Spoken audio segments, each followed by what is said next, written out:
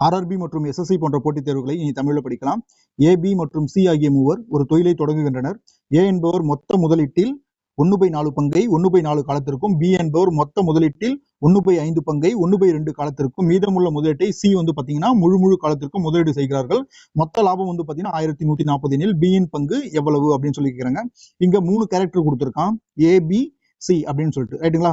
ஏ பாத்தீங்கன்னா 1/4 பங்கு, அதாவது இன்வெஸ்ட்மெண்ட் நான் இங்க டைம்னு எடுத்துக்கிறேன், 4 பங்கை 1/4 காலத்திற்கும், ரைட்டுங்களா. பி பாத்தீங்கன்னா 1/5 பங்கை 1/2 காலத்திற்கும் அப்படின்னு சொல்லியிருக்கான்.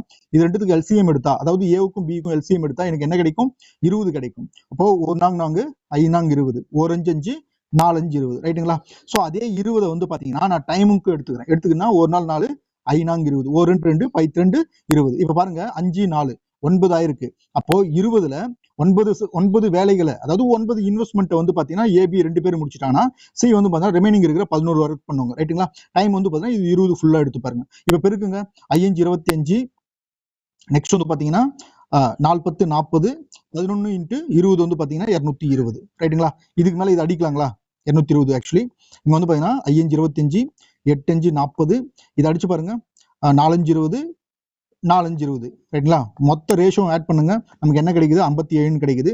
ஸோ இதுதான் அந்த 1140, ரைட்டுங்களா. இப்போ இவன் என்ன கேட்கறான், பி உடைய ரேஷியோ கேட்கறான். 8 பங்குன்னு பாருங்க, ஒரு 57, 2 57, 114, அப்ப 20 இருக்கு, ரைட்டுங்களா. 2 8 16, அப்ப 160 வரப்போகுது. அப்ப 160 தான் இதுக்கான ஆன்சர்.